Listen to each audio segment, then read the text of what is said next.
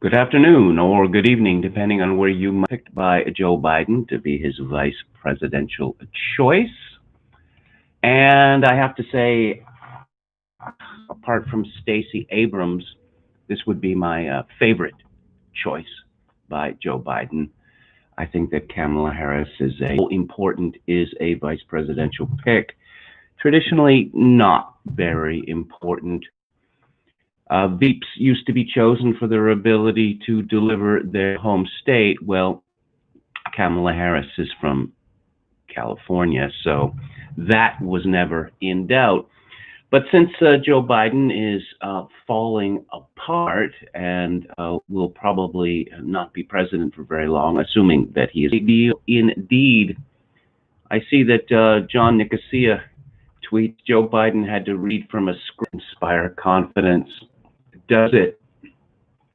Let's see, from the Mail. Joe Biden chooses Kamala Harris as his running mate, making her first ever black, as I am, first ever, it said, but she is also the first Tamil, also the first Brahmin. See, Biden, really? Because I thought Surfer Mommy why don't really resonate with them via text message and social media posts as speculation mounted for the past few days. Yeah, really. And one of the country's first. The two will make an Delaware. Will they be a pit? He's finished.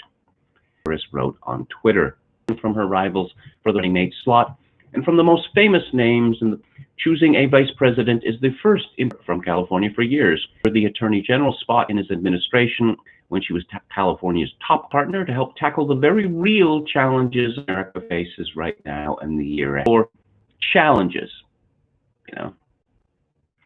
The Democratic country infecting more than 5 million from voters in his handling of the pandemic and race relations polls.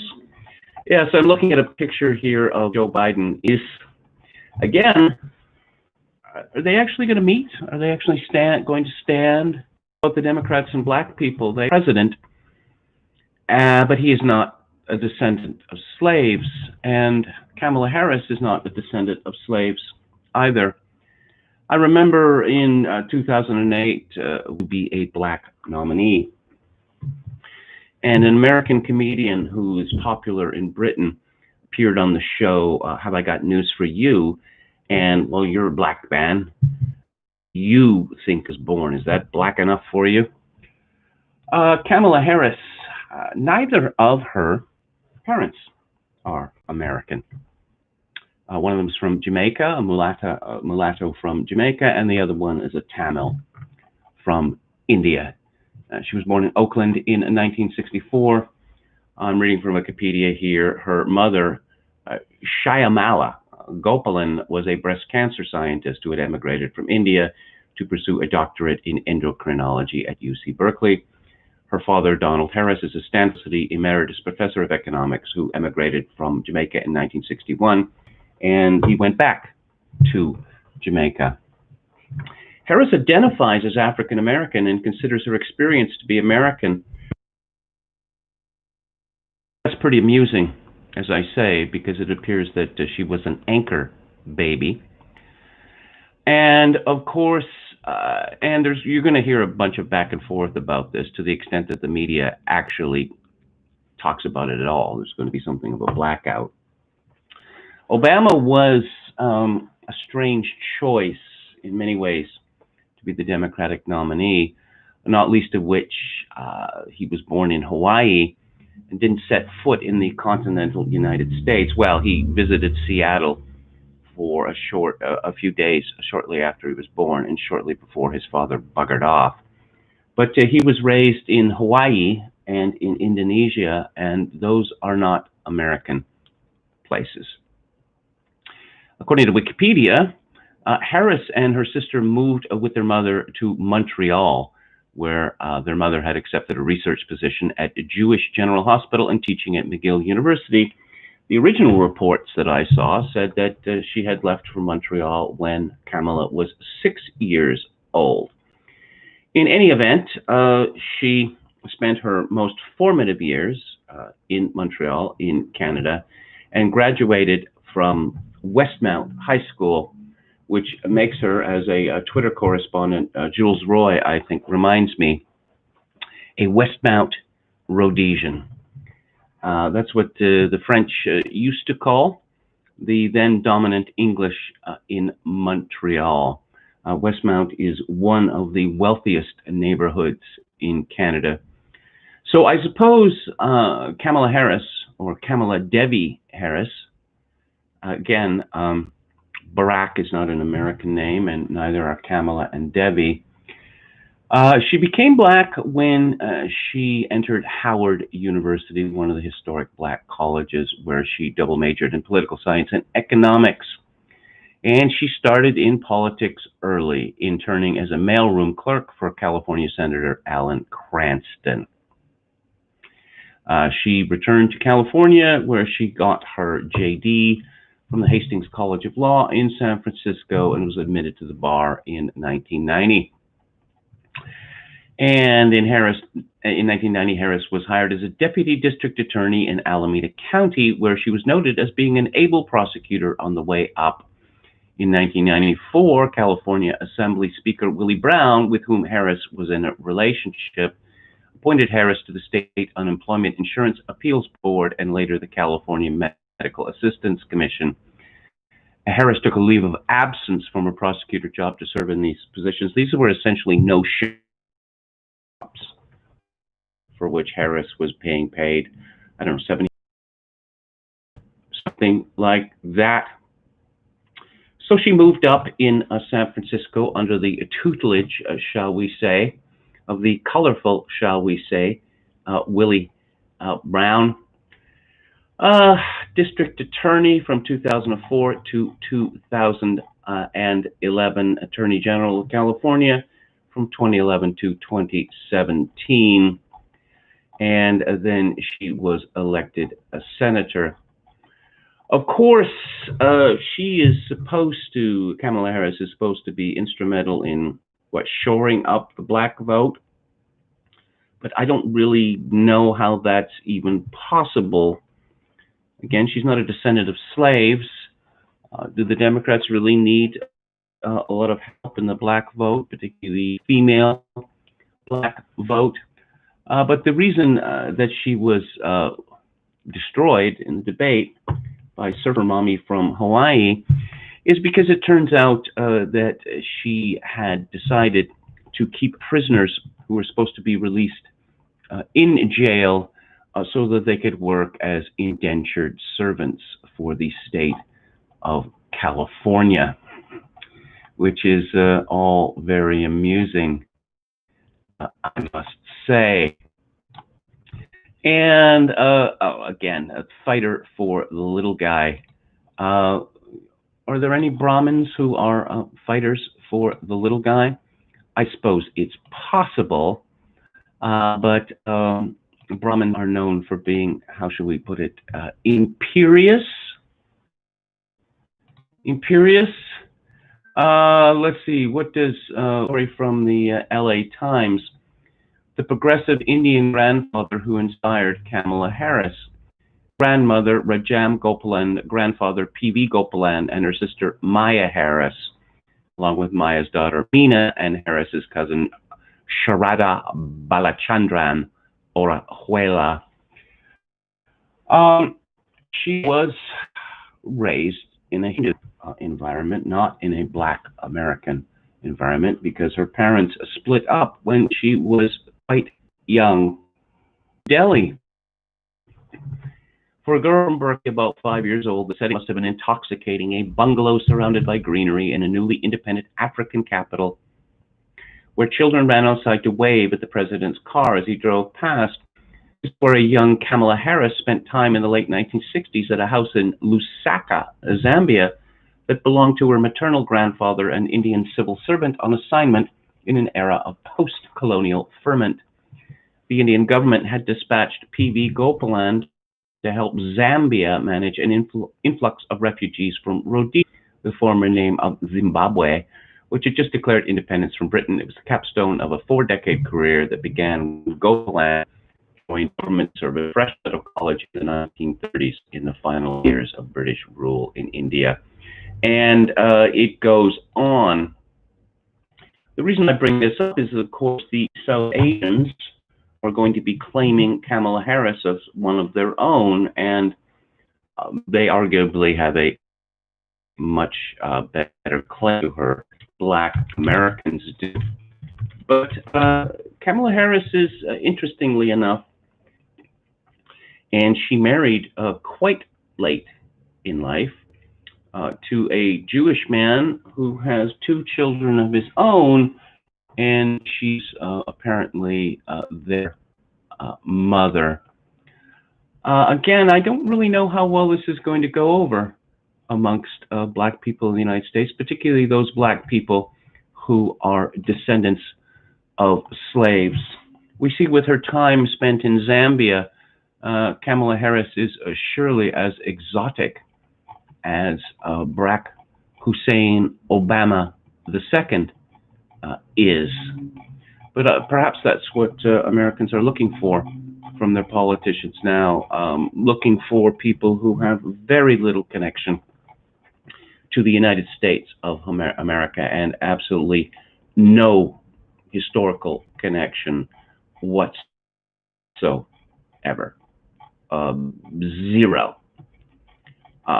Given her upbringing, I mean, I'd said the same thing about Obama, that Obama is culturally simply not an American.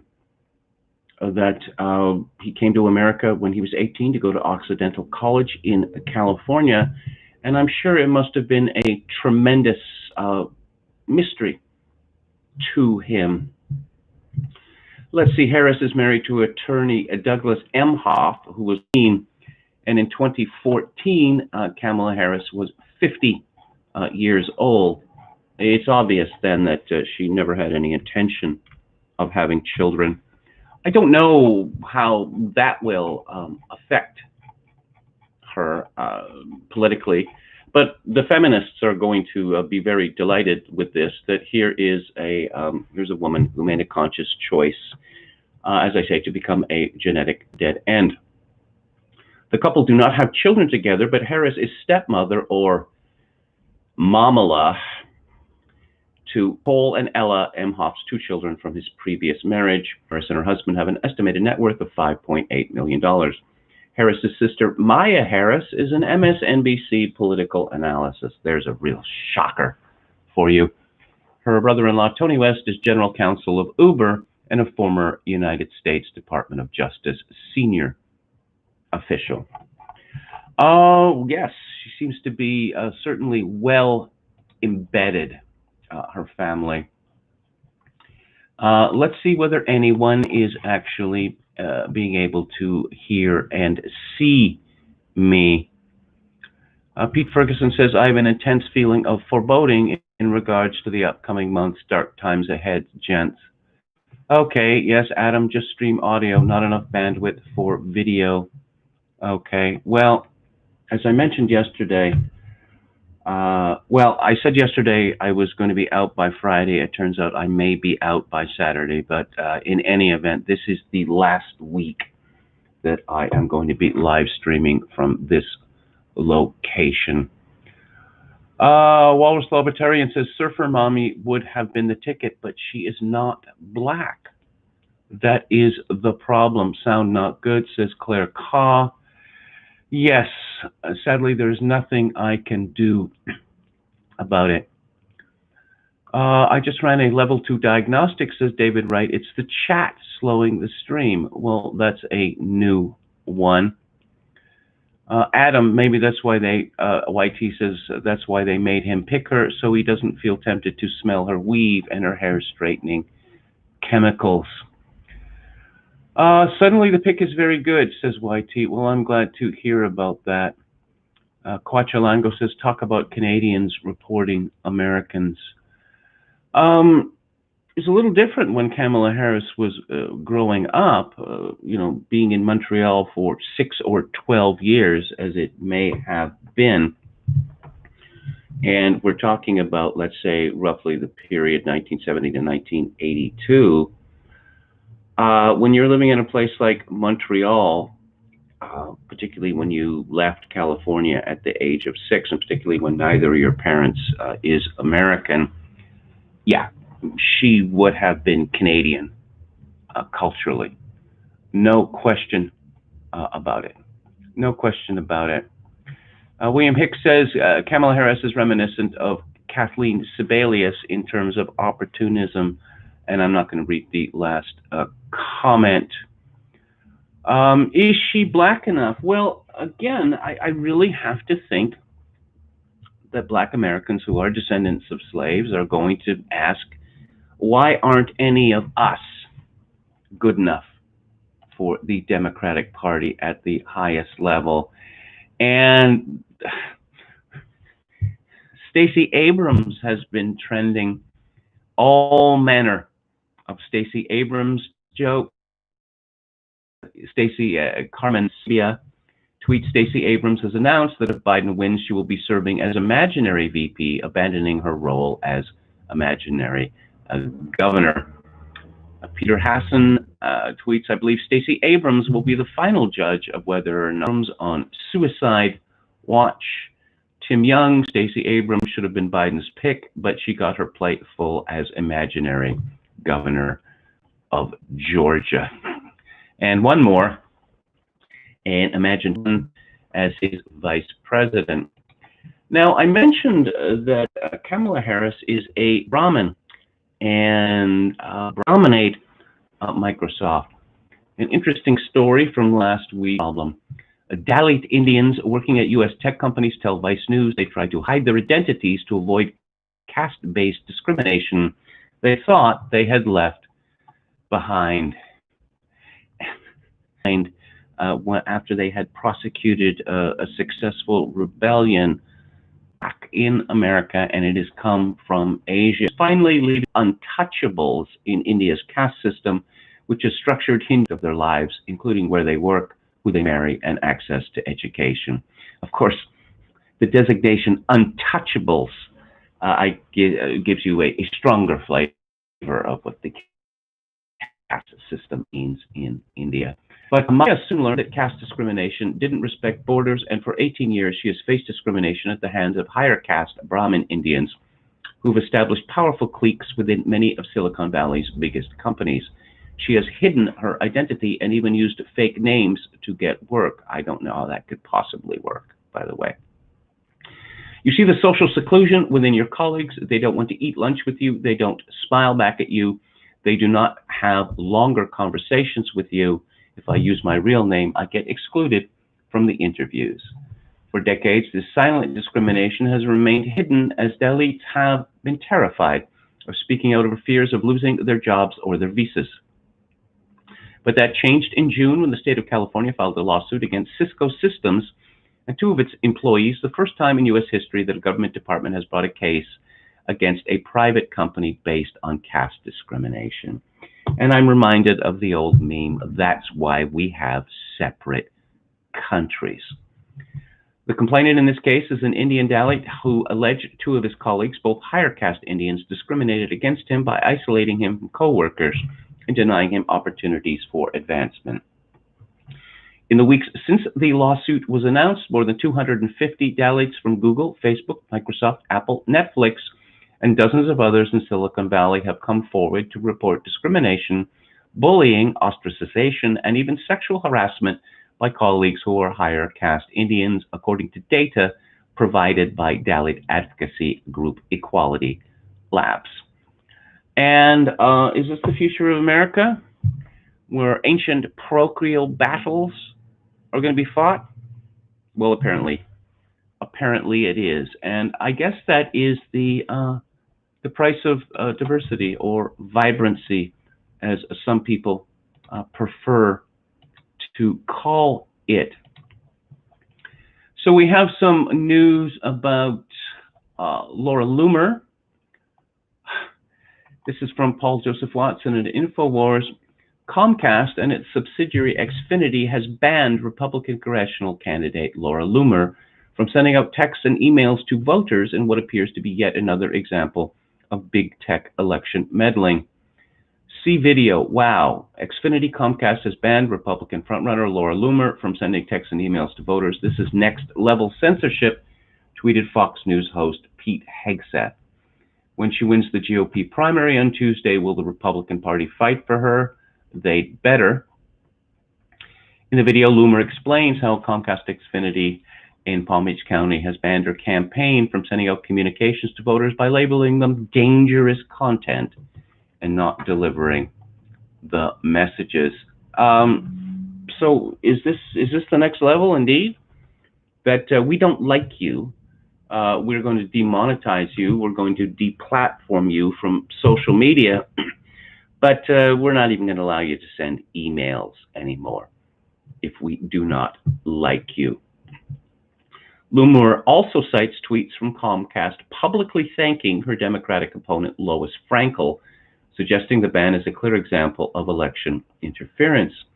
Congresswoman Frankel is only one of 31 members of Congress who owns Comcast stock, so this is clear, blatant election interference, states Loomer, noting that censorship has now moved from social media networks to internet service providers and telecom companies. Loomer warns that the same ban could now be enforced on other Republican candidates ahead of the 2020 elections. The congressional candidate, who has vastly outperformed her rivals by raising more than $1.1 million for her campaign, is the clear frontrunner for the GOP nomination, although she faces a big task to win a congressional seat in Florida that has voted Democrat since 2013.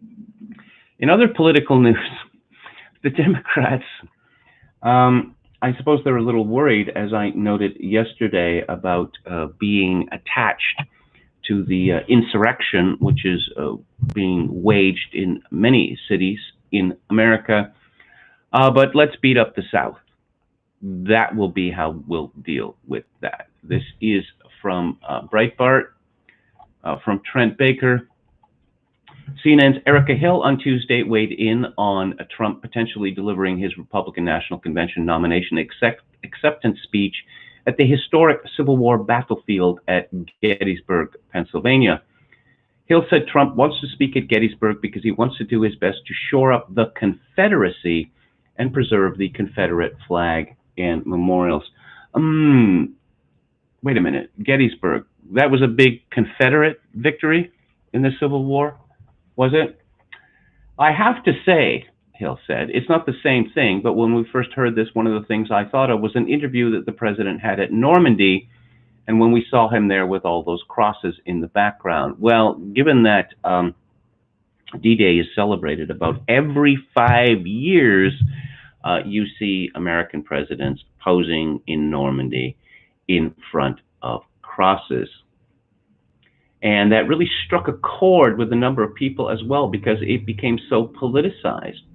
To think that now we're looking at Gettysburg, where the president has in recent weeks really taken it upon himself to do his best to shore up the Confederacy. Confederacy hasn't existed since 1865, sweetie. Right, that we keep Confederate flags and monuments to Confederate generals going, that too leaves you scratching your head.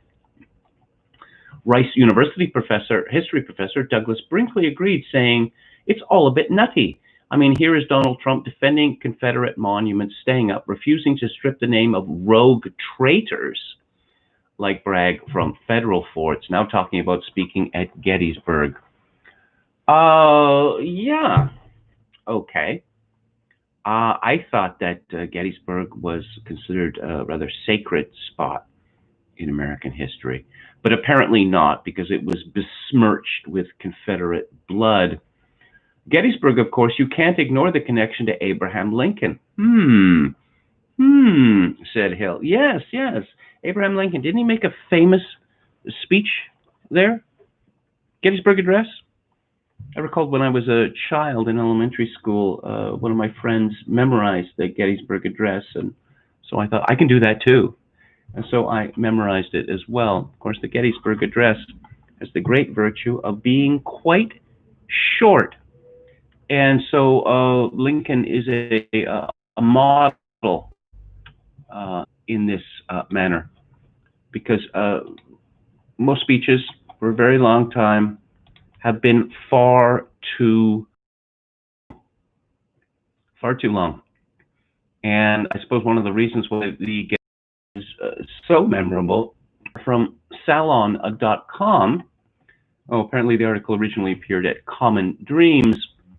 A government watchdog Postal Service as news broke in a classic end-of-the-week dump that Louis DeJoy, a major GOP donor to President Donald Trump and the recently appointed Postmaster General, had issued a sweeping overhaul of the agency, including the ouster of top executives from key posts and the reshuffling of more than 24 other officials and operational managers. Trump is actively sabotaging the election under our noses. This isn't theoretical. It's happening. Tyler Cohen, Politicrats called for an investigation of DeJoy and the cost-cutting measures. 23 Postal executives were reassured, centralizes power around DeJoy, emphasizes decades of institutional postal knowledge. What this tells me is that didn't really seem to care. Trump is going to do everything possible voting, and I'm sure you all know, odd to you. Yes. And what happened there? The looting and rioting on Sunday night, Monday morning, and well, it turns out that it wasn't criminal. It was quite legitimate. Again, this is from Breitbart, from Hannah Blow. Black Lives Matter activists in Chicago held a rally Monday evening to stand in solidarity with the dozen, with one organizer brazenly defending looting as a form of, wait for it, reparations. Active violence, as Breitbart reported, the looting began after midnight, said looting is not an issue and defended the criminal practice. Quote, I don't care if someone just eats sneakers, Walmart then. That is reparations, she continued, contending that businesses will be fined because they have insurance. Anything they wanted to take, they could take it because these businesses have. If a mob decided to loot her home, would she look at it in the same way? A special media post for the rally echoed Atkins' position, encouraging supporters to come out and support the people arrested last night for protesting another police shooting and taking reparations from corporations. Yes. Stick it to the man. Fight the power. Countless videos on social media show the sheer destruction and criminal behavior as looters took to the streets and in some instances live streamed their shameless criminal acts. It's not very bright, is it? Since the summer of peaceful protests began to put up their shenanigans on YouTube or World Star. Oh, let's see. BLM Chicago tweeted, what CPD has protected today, high-end stores, black body. Chicago Mayor Lori Lightfoot made it clear in the city of Chicago. We cannot continue to have circumstances where anybody and their brother can go across the border or into other parts of Illinois and bring illegal guns into the city of Chicago. And why are they bringing illegal guns into the city of Chicago? Mayor Lori? So they can use them in furtherance of crimes, crimes of robbery, and also crimes of murder. But I don't know. We're not supposed to think about that. It's, I don't know. That sort of thinking is an example of what we now know to be white supremacy, which is the magic that dominates the Western world. Again, from Breitbart, the looting that erupted in Chicago's shopping district on Sunday evening was sparked by false social media posts that the Chicago Police Department had shot an unarmed 15-year-old boy, the CPD said. Yes, the CPD reported that local residents took to social media with false claims that officers had killed a teen. But CPD Deputy Communications Director Tom Ahern stated the facts half a day earlier, noting that police were called to the sighting of a man with a gun. He even provided an image of the gun on the scene. On Sunday afternoon, Block Club Chicago reported that police had shot a 20-year-old suspect who had fired at them during a foot chase. The suspect was wounded in the shoulder and was taken into custody. But hours later, car caravans headed into the city's downtown shopping district and went on an extended looting spree that lasted most of the overnight hours. Well, these are supposed to be peaceful protests. Now, someone was shot quite some distance away from the shopping district in Chicago, so a bunch of people loaded up in vans and drove to where the expensive stores are, smashed the windows, and looted them. Does this really constitute a protest? Well, according to BLM, it does, which proves, once again, if it needed approving, which I don't think that it does, that BLM is a criminal organization. Vox Day had something interesting to say on the subject of reparations, which is, if looting is reparations, then wouldn't 155 years of black crime more than suffice to pay off any debt incurred by slavery? The lowest estimate of the annual cost of crime in the United States is $690 billion, and blacks account for 37.6% of all robberies and burglaries. So if BLM is to be taken seriously, then reparations to U.S. blacks are being paid at an annual rate of $259.4 billion. And yet another story from Breitbart. Kim Foxx, you might remember her, the champion of Jussie Smollett, the erstwhile actor. Cook County State's Attorney Kim Foxx has dropped over 25,000 felony cases, including charges of murder and the alleged hate crime hoax from former Empire star Jussie Smollett, according to the Chicago Tribune. And the Tribune reported, during her first 3 years as the county's top prosecutor, her office dropped all charges against 29.9% of felony defendants, a dramatic increase over her predecessor, the Tribune found. For the last 3 years of Anita Alvarez's tenure, the rate was 19.4%. For the 3-year period analyzed, Fox's office dropped 8.1% of homicide cases, compared with 5.3% under Alvarez. Under Fox, the office dropped 9.5% of felony sex crime cases. The rate was 6.5% for Alvarez. In a statement to the Tribune, Fox, who was up for re-election in November, said of the figures, quote, "It's always eye-opening to be able to look at our own data and compare it to my predecessor's past. I can't reconcile what her decision-making was and how they chose to dismiss cases in the past, but I will say that this administration has been clear that our focus would be on violent crime and making sure that our resources and attention would go to addressing violent crime." This is always the bait and switch that prosecutors of this type pull. Oh, no. The serious stuff, like murder, rape, robbery with extreme violence. Yeah, but they lie. They always lie about this. And of course, given Kim Foxx's personal involvement in the Jussie Smollett case, one wonders why she hasn't been indicted. But of course, this is Cook County that we are talking about. What's the message from all this? Well, I guess I will get to what Tucker Carlson had to say in a minute, but I think the people listening here, they're a smart bunch. I think they can figure it out.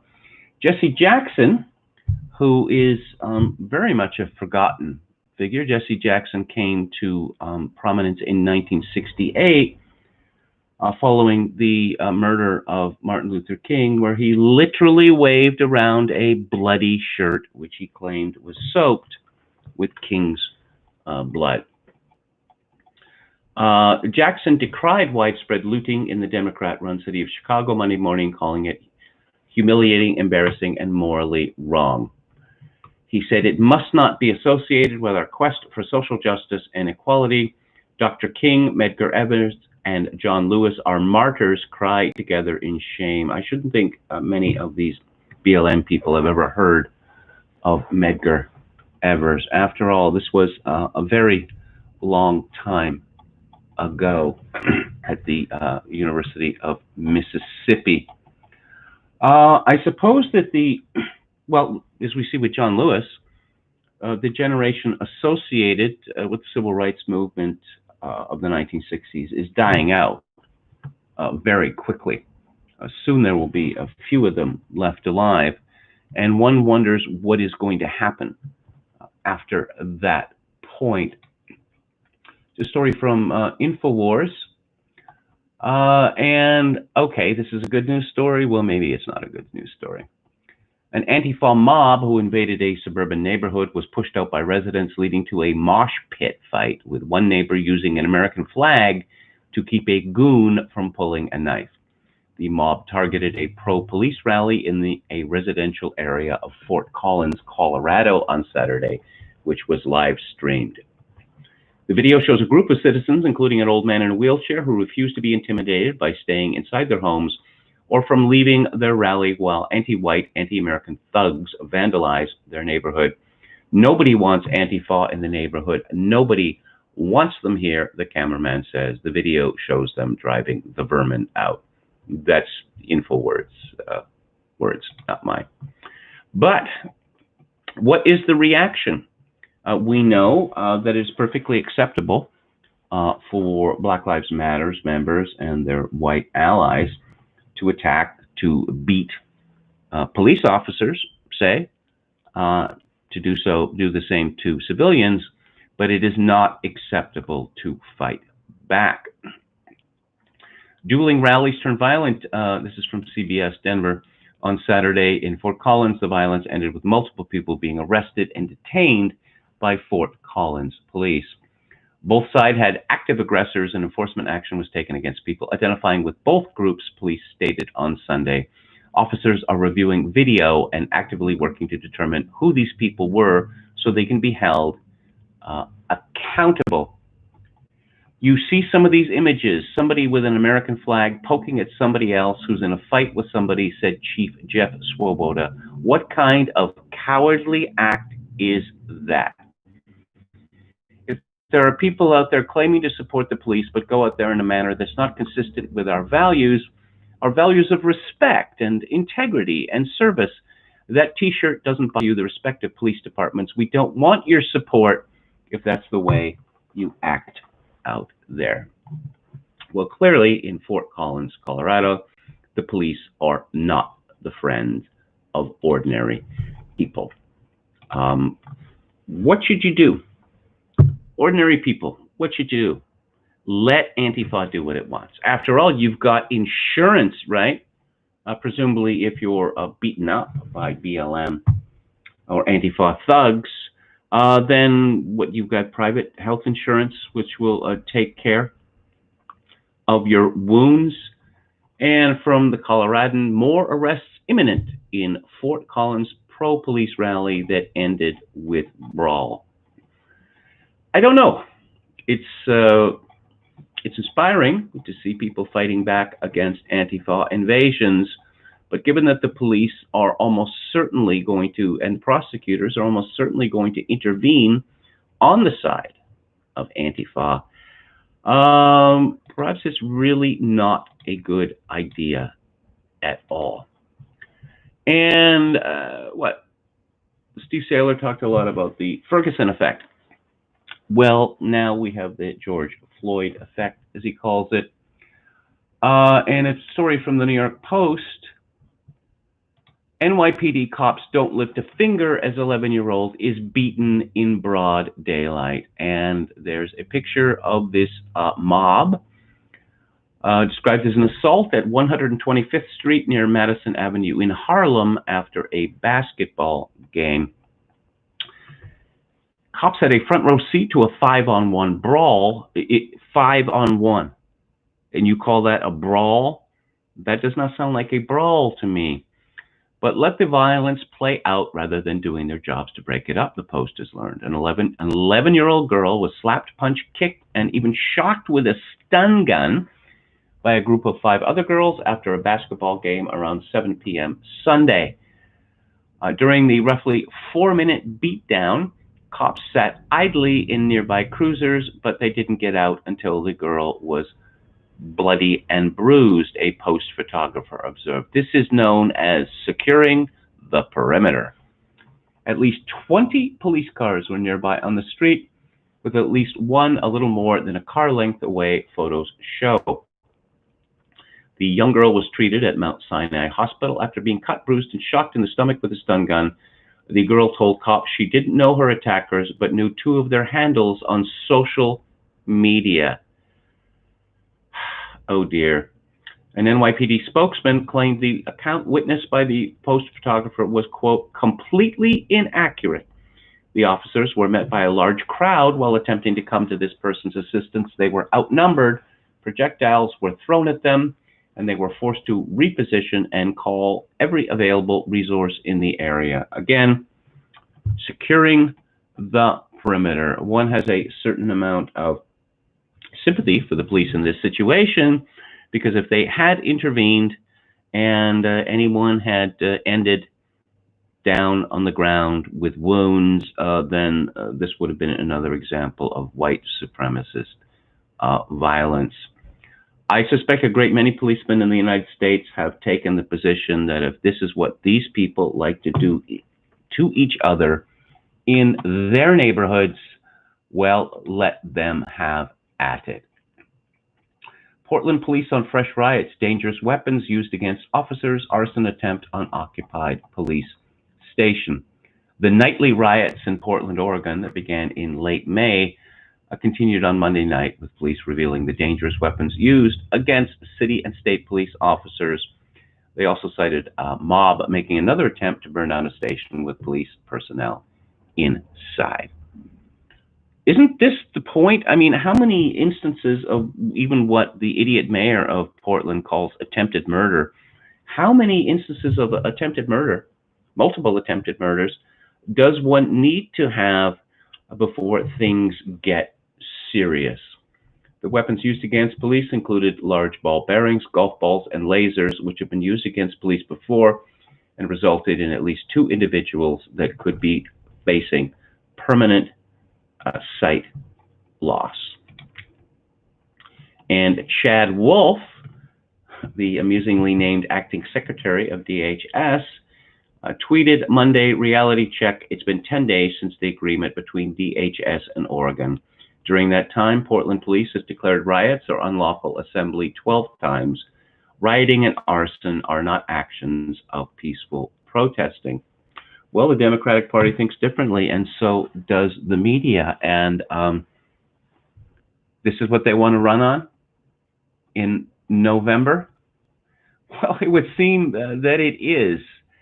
And again, people are terrified of not praising Black Lives Matters to the sky. But when they vote, they will vote anonymously, and they cannot be compelled, well, to vote against their own interests. John Nolte reports, and I suppose I could be shocked by this, but of course I'm not shocked. It's simply a standard operating procedure from the Washington Post, which attempted to blame Trump for the riots in Portland by falsely declaring the Democrat-run city calm after federal law enforcement retreated from the city. Since the Post's false declaration, Portland has exploded in an orgy of left-wing terrorism that is now moving into residential areas. Trump ordered federal forces to quell Portland protests, but the chaos ended as soon as they left. A WAPO tweet announced July 31st. No, it didn't. Calm returns to Portland as federal agents withdraw. WAPO tweeted August 1st. No, it didn't. The Post, an anti-Trump outlet that is frequently caught lying to its gullible readers and spreading conspiracy theories, made the false claim of calm in Portland to further the lie that Trump's decision to send federal law enforcement to Portland was the cause of that Democrat-run city's 60-odd days of nonstop chaos and mayhem at the hands of the left-wing terrorists in Antifa and Black Lives Matter. Trump agreed to withdraw the additional law enforcement after the mayor agreed to protect federal property. And of course, the mayor has been reduced, as I noted yesterday, after 60 days of pointing out that, attempted murder is not a protest. But there's the thing. If you let people run wild for over 2 months and tell them, no, this has to stop now, well, why would they stop? Because the Portland police have not intervened with any degree of seriousness in Portland. If you have a situation of attempted murder, mass murder, one could say, isn't that the point where you bring out the nightsticks, you bring out the rubber bullets, maybe you bring out the live ammunition? What's happening in Seattle, formerly home of Chaz and Chop? Riots broke out in Seattle on Sunday evening ahead of an expected city council vote to defund the police, according to videos on social media. Videos on social media. Yes, the media itself, the established media, particularly the big dames, are not particularly interested in what's going on in Seattle and Portland. I suspect they're rather embarrassed by it now.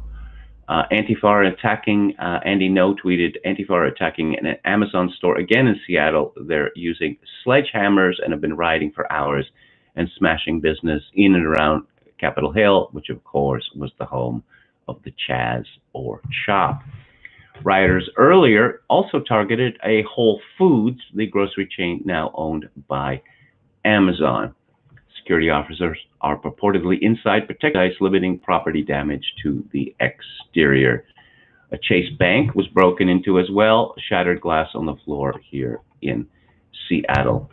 They also ransacked a Starbucks store, spray painting ACAB on the ground, which stands for All Cops Are Bastards. Yes, these protesters, they're part of the reparations, apparently, is designer coffee. Because, and God knows, they deserve it. Do they not? Well, Seattle City Council, despite a warning from the federal judge, who is actually in charge of Seattle Police Department, Seattle has gone ahead. They approved proposals Monday that would have reduced the police department by as many as 100 officers through layoffs and attrition, an action supported by protesters who have marched in the city following the police killing of George Floyd in Minneapolis, but strongly opposed by the mayor and police chief.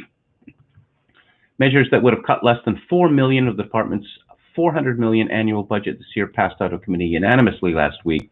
On Monday, only council member Kashama Sawant, who is an immigrant from India, an adult immigrant from India, by the way, voted against the budget package, saying it does not do enough to defend the police. The city council also cut Police Chief Carmen Best's roughly $285,000 annual salary and the pay of other top police leaders, although the final cuts to Best's salary were more modest than those approved last week. The council plan also takes officers off a team that removes homeless camps.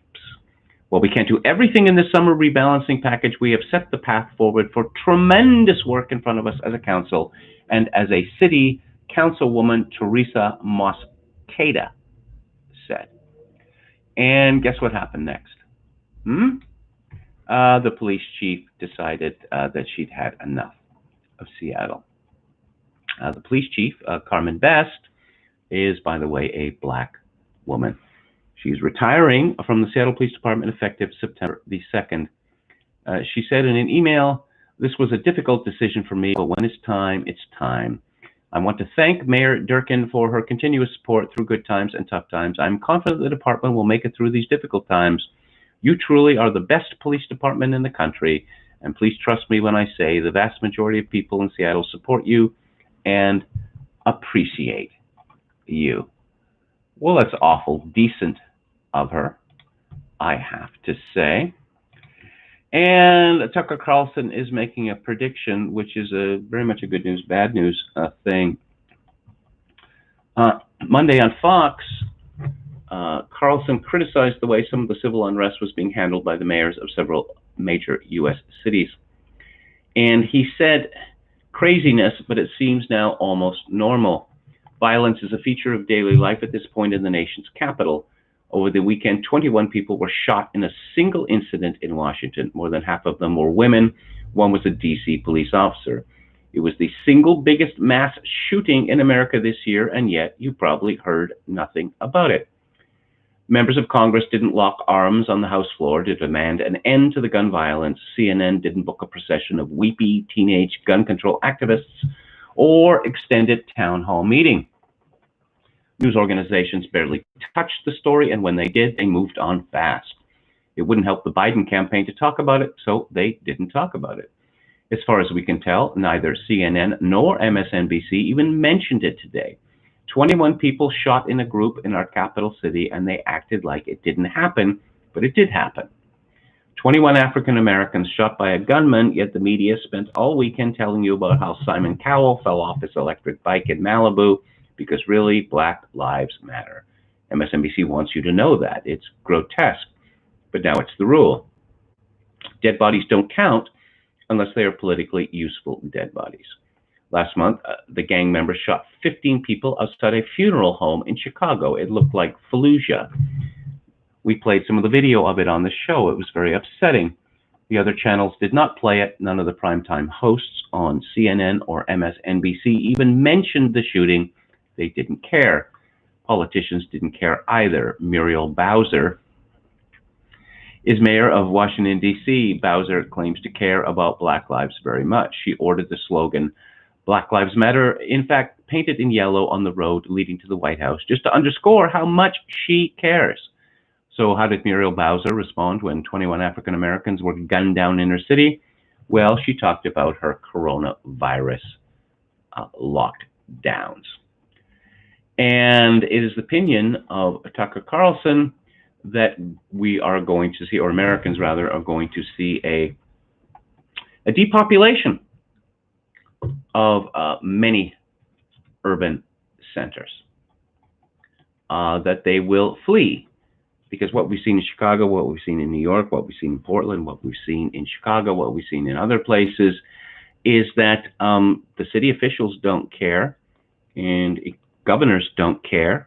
They're Democratic governors, and increasingly it seems that the police don't care. Again, the police have had one or two hands tied behind their back, and no policeman wants to go through the hell of a politically motivated charge of white supremacist violence. So he concludes, so what will be the aftermath of all this? What are America's cities going to look like a year from now? There's no question people flee Georgetown. They may have BLM signs in the driveway, but it doesn't mean they want screaming BLM lunatics on their streets. They don't. Nobody does, actually, no matter what they tell you. No matter what color they are, no one likes that. That's true for people in Georgetown, Portland, San Francisco, Chicago, New York, any other place where order and decency have disappeared. People will not live long with chaos, no matter what they tell you.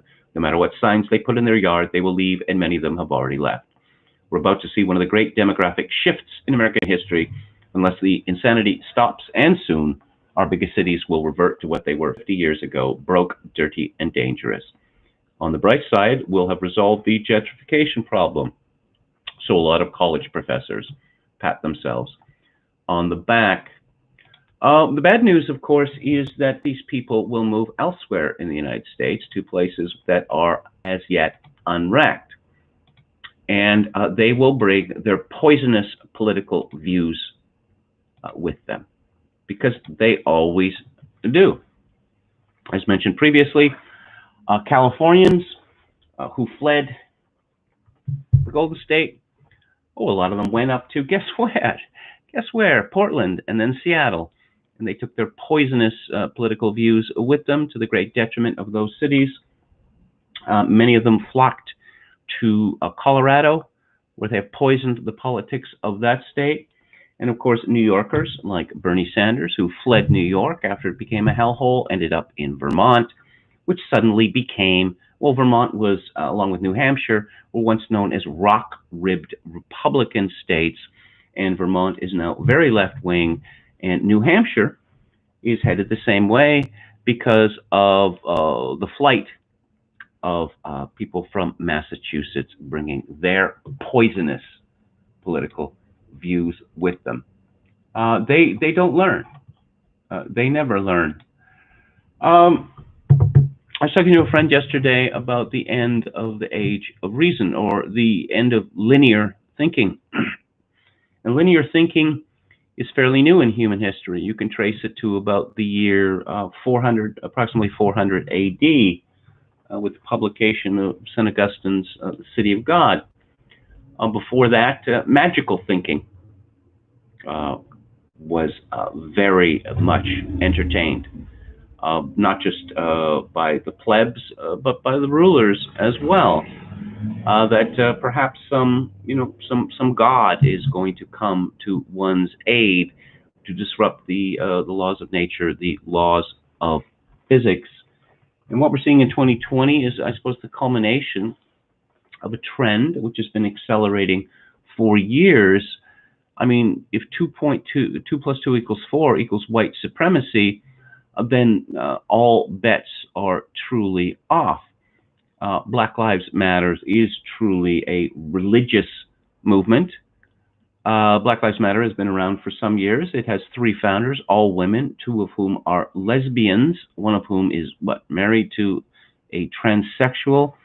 This is not mainstream America. This is not even mainstream black culture. And it was pretty much dead in the water after Trump was elected, but now it's been resurrected because a career criminal died, quite possibly of a drug overdose on the streets of Minneapolis after attempting to pass a counterfeit $20 bill. So it's idiots all the way down now. This is a story from the Kansas City Star. Employees need masks even for at-home Zoom calls, Wisconsin agency said. Here's why. Some Wisconsin state officials aren't fooling around. Take that, coronavirus, when it comes to the spread of COVID-19.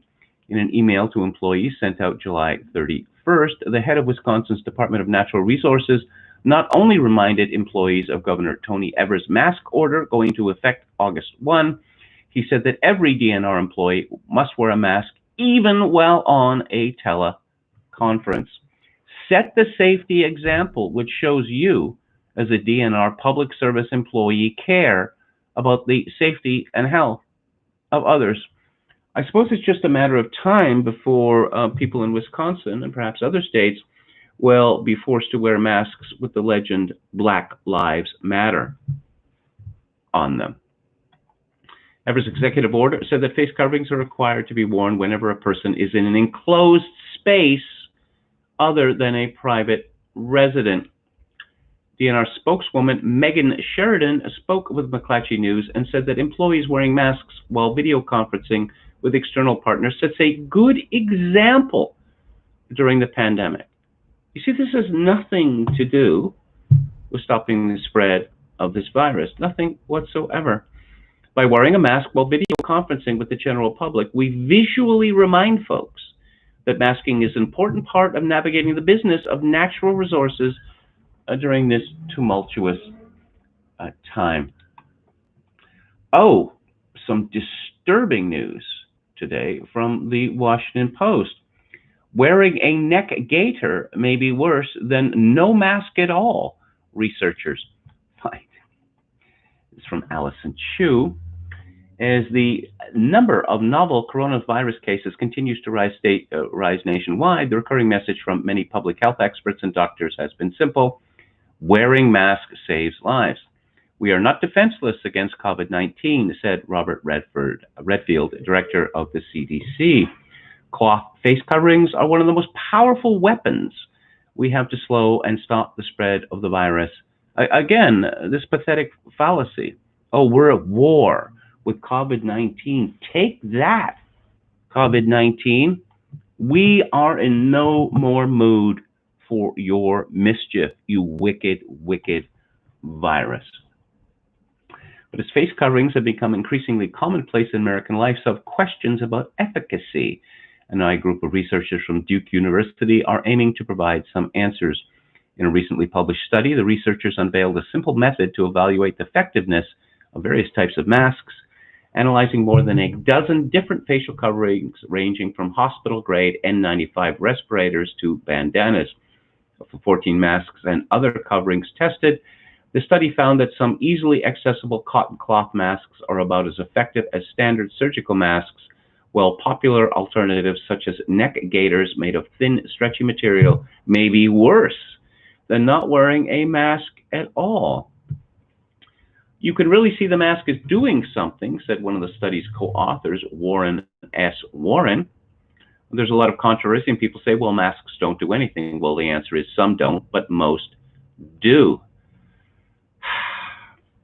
So only government-approved masks will be allowed in the future. Once again, I'll point out for the roughly thousandth time, there is no medical consensus whatsoever on the efficacy of face masks. And again, the government of Ontario attempted to force nurses in Ontario, Canada hospitals in both 2015 and 2018, and arbitrators consisting of experts concluded that nurses would not be forced to wear masks during a flu epidemic because it was not proved that they were efficacious. So the state of Wisconsin has gone mad, but let's talk about an entire country that has gone mad, and that country is New Zealand, and is led by a woman called Jacinda Ardern. You might remember her as the sad Muslim lady after the, Auckland or Christchurch, I forget, shootings a couple of years ago. This is from the New Zealand Herald. Aucklanders are scrambling to prepare for the looming level 3 lockdown from midday today, with lengthy queues forming outside supermarkets and COVID-19 testing centers. Police roadblocks will be set up at entrances to the Auckland region. The government indicated this morning that it could seek a legal notice requiring mandatory mask use for anyone out in public in Auckland. However, Prime Minister Ardern later clarified that masks would not be mandatory and said she strongly encouraged everyone to wear a mask, scarf, or bandana to cover their face. But doesn't Duke University say that a lot of these masks, maybe half of them, are useless or worse than useless? The possibility of making masks mandatory would be considered at a later date.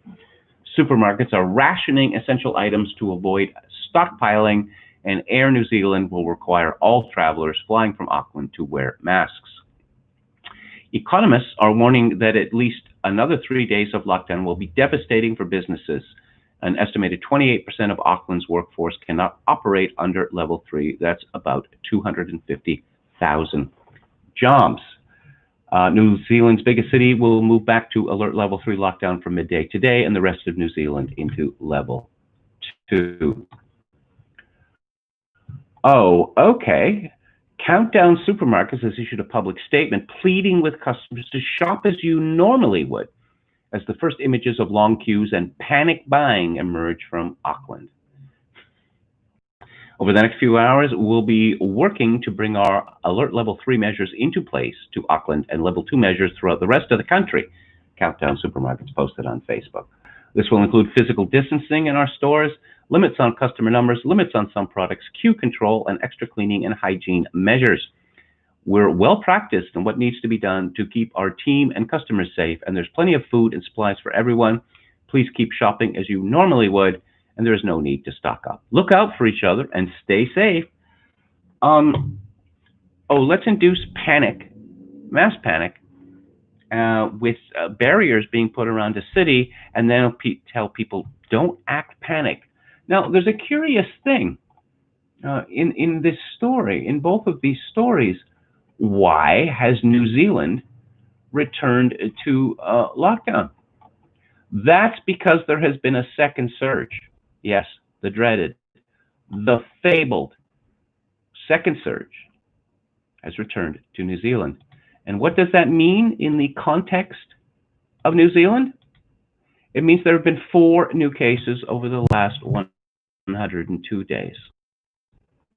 Has been put in, the whole of the country has put into lockdown, and Auckland especially tight lockdown, because there have been 4 cases, new cases of COVID-19 reported over the last 102 days. Another place that went crazy, or another leader that went crazy, was, of course, the Love Gov, dishing it 24/7. Andrew Cuomo of New York. And he is directly responsible for the deaths of thousands of people. It's an Associated Press story. New York's true nursing home coronavirus death toll cloaked in secrecy. This is already amongst the highest in the nation, but it could actually be a significant undercount. It gives an example, starts with an example. Riverdale Nursing Home in the Bronx appears on paper to have escaped the worst of the coronavirus pandemic, with an official state count of just 4 deaths in its 146-bed facility. The truth, according to the home, is far worse. 21 dead, most transported to hospitals before they succumbed. It was a cascading effect, said the head administrator, one after the other. New York's coronavirus death toll in nursing homes, already amongst the highest in the nation, could actually be a significant undercount. Unlike every other state with major outbreaks, New York only counts residents who died on nursing home property and not those who were transported to hospitals and died there. You see, they juice the stats in both ways. Oh, if someone dies of a heart attack and had COVID, that's a COVID-19 death. If someone is dying on death's door with COVID-19 and they get taken to a hospital and die, that, according to the LoveGov, is not a COVID-19 death. That statistic could add thousands to the state's official care home death toll of just over 6,600. But so far, the administration of Democratic Governor LoveGov has refused to divulge the number, leading to speculation the state is manipulating the figures to make it appear it is doing better than other states and to make a tragic situation less dire. That's a problem, bro, stated Senator Gustavo Rivera. Yeah, that's how politicians talk now. Told New York Health Commissioner Howard Zucker during a legislative hearing on nursing homes earlier this month. It seems, sir, that in this case you are choosing to define it differently so that you can look better. Let's see what Alex Berenson has to say. The fight over schools has become so focused on teachers that sometimes we forget schools are for kids. Teachers are government employees, so obviously they are more important than mere children. Get with the program, Alex. Let's see. Yes, someone named N.A. Christakis, true smarty pants, full professor at Yale. Too bad he has zero idea what is happening outside his home, I presume office. In his world, Houston is sinking into the sea. In the real world, hospitalizations are down 50% since the peak. And Southeast Texas, with a population about the size of New York City, has roughly 10% as many deaths, a death rate far lower than Spain, Holland, or other countries that the good professor no doubt believes have crushed the curve. Don't look now, it's uncrushing reality. It's fun. Auckland isn't the capital, and increased restrictions is a very polite way to say lockdown and run on grocery stores, but of course the New York Times has always taken a measured tone on COVID. And I'm looking at this video where there are 2 politicians. On the left, there is Jacinda Ardern, and in the middle, there is, I don't want to misgender this person, but I'm going to guess that it's a young woman. No, I'm not going to guess. And is signing and gesticulating in a very animated way, such that one's attention is drawn to this person. It's off-putting, it's ridiculous, it is mildly infuriating. Television sets for several years have come with built-in technology, and you also get this typically from your cable company, where it's captioned. It's captioned. There is no need for signers. Of course, I've often wondered, are we supposed to believe that there's what, 5, 10, 20, 50 million people who read sign language in the United States? Frankly, I wouldn't guess that it is very many people at all. But they just have to show, you know, how much they care about the disabled. Yes, children are at school in some places, such in Georgia, and the New York Post reports that a nurse in the Georgia school district that went viral for a crowded hallway photo says she quit over concerns that not enough was being done to prevent the spread of coronavirus. Amy Westmoreland said she was forced to make a tough choice when she learned that face masks would be optional in the Paulding County School District, CNN reported. I work in the clinic, not the classroom, but my biggest fear was infecting the children or a fellow staff member. I didn't feel comfortable. She said her decision was validated by a photo that emerged from North Paulding High School, where many students were seen without masks during the first week of classes. The image was taken by a 15-year-old student, Hannah Waters, who was suspended for posting it to Twitter. 9 people, including 6 students, tested positive for the virus following the return of classes, the outlets reported. And how many of those people were hospitalized? How many of these people suffered actually significant symptoms as a result of this? And we don't hear that sort of thing because apparently it's irrelevant. It is the virus itself that is totemic. It is not consequences of the virus. I don't know, it's become almost a kind of stigmata. Again, in stories that would have been, let's say, difficult or impossible to believe, even as recently as last year, in May, the U.S. Supreme Court rejected 5-4 a decision by Governor Gavin Newsom of California, which stopped prayer meetings in that state. Dozens of worshipers participated in a church service Sunday in San Diego, one that also served as a protest against Newsom's coronavirus orders prohibiting indoor worship, including gatherings in people's homes. The order bans in-person worship services in much of the state, singing and chanting in some counties on our monitoring list, and even home Bible study groups and fellowship. South Bay Pentecostal Church pastor Arthur Hodges said, "We're not receiving equal rights because our other enterprises are allowed to open and operate if they follow protocols.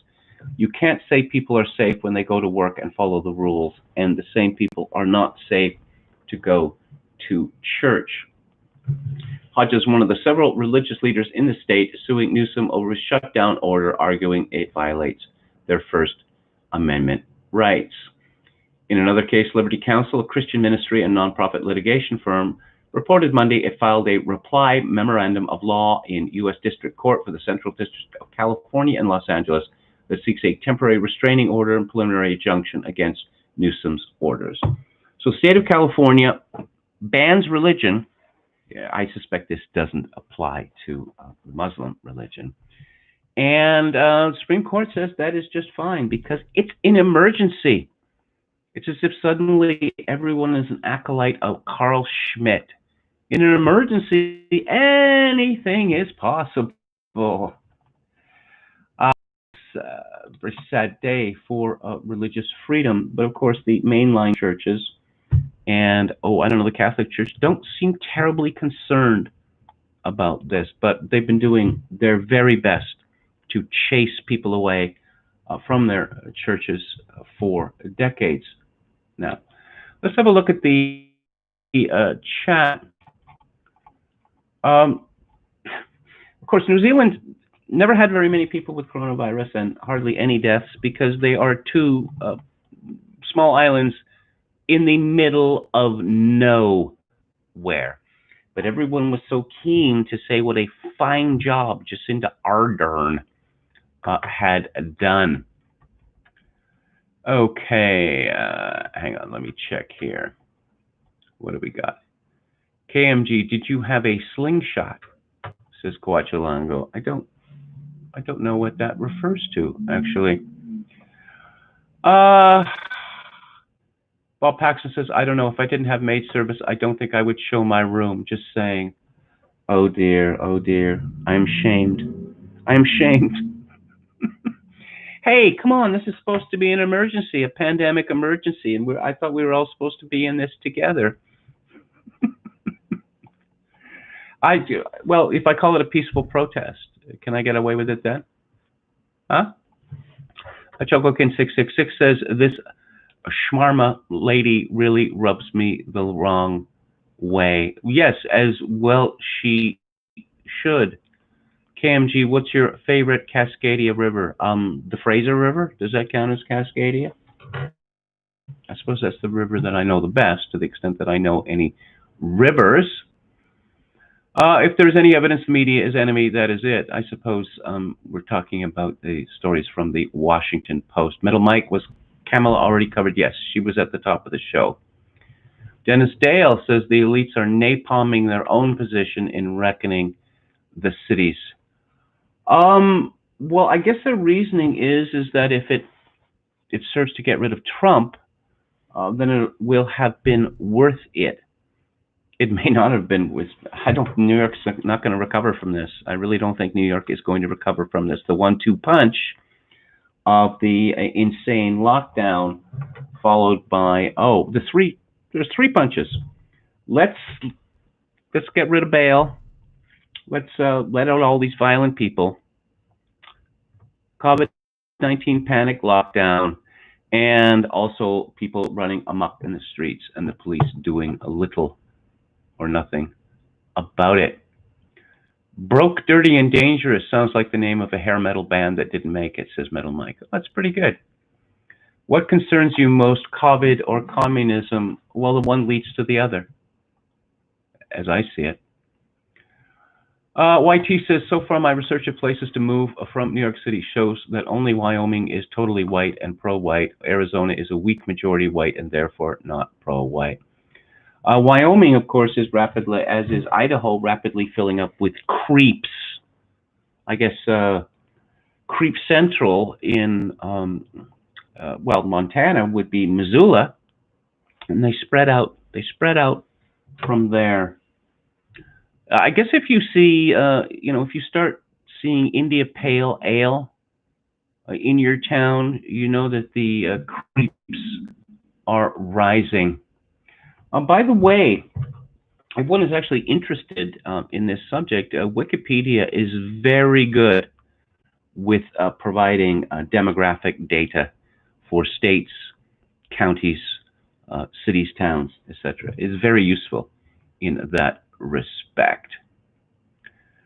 Herd immunity seems to be the best way, am I right, says Bob Paxson? Yes, it is the best way, because if you lock people up, eventually they're going to have to come out again. They're going to have to come out. The freaking second wave. Go second wave. Leave New Zealand alone. No, I'm not going to leave New Zealand alone. How this woman got to be Prime Minister of New Zealand is something of a mystery, but I find out that she's exceedingly popular in New Zealand. That can anything stop the high-flying Jacinda Ardern, asks The Guardian. And I suppose the question answers itself. Oh, they have a very catchy slogan, the Labour Party. Let's keep moving. Let's keep moving by locking everything down. The Prime Minister is pitching a mix of steady leadership and big spending policies to voters after a world-leading coronavirus response. Again, New Zealand, 2 small islands in the middle of nowhere in the South Pacific. Ardern is riding high in the polls, as is the Labour Party, on the back of her stewardship of the country's COVID-19 response. Her strong position has been aided by troubles within the opposition National Party, which is heading into September's election with its 3rd leader in as many months. Consequently, Labour is running a steady as she goes campaign, and this story is dated August the 9th. Well, I guess it's not steady as she goes anymore, right? Anchored on New Zealand's success as one of the few countries in the world to contain the COVID-19 pandemic. Yes, we've already talked about that. And the personal popularity of the Prime Minister. In 2017, the party campaigned on a need for change. The message this time is that changing the driver in a time of crisis is dangerous. At the market in Grey Lynn, a trendy suburb known to be liberal left, not one person raised their voice against her. Instead, they queued for selfies. Okay, so that is the position of New Zealand. Okay, come on, Anglosphere, says Coacho Longo. Yeah. Let's see. Can some talented sign designer invent 2,000 symbols already so I don't have to look at these signers? No, it's just you notice that they rather disappeared for some years. You hardly saw them at all. But then with COVID-19, they were back with a vengeance. Calling out creeps in Montana. Yes. Yes, indeed. Okay, so 750,000 jobs lost during lockdown. This is in the United Kingdom. What accounts for the UK's unusually high death toll? This is from Lockdown Skeptics, Toby Young. Jason Oak and Carl Hennigan of the Center for Evidence-Based Medicine speculate about this. The difference in the UK is so stark compared to countries such as Spain and Germany and Russia that the primary explanation has to be in the current recording and reporting of deaths. We're expecting the UK numbers to be revised this week to bring them somewhat in line with the rest of Europe. Meanwhile, the Telegraph is reporting that the official daily death toll could be scrapped. What happened was schools reopened either partially or completely around the world. Most did not see a rise in cases. And we're seeing the same graph. We're going up like this and down like that. That's what we're seeing.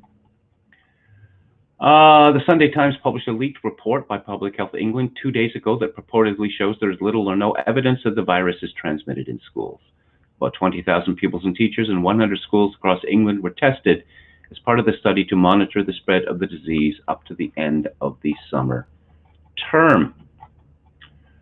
There have been a number of horrific videos in the past 24 hours of police in Melbourne brutally assaulting young women for not wearing masks. Some people naively clung to the hope that the police in Victoria wouldn't enforce the illiberal policies of State Premier Daniel Andrews, known locally as Kim Jong-dan.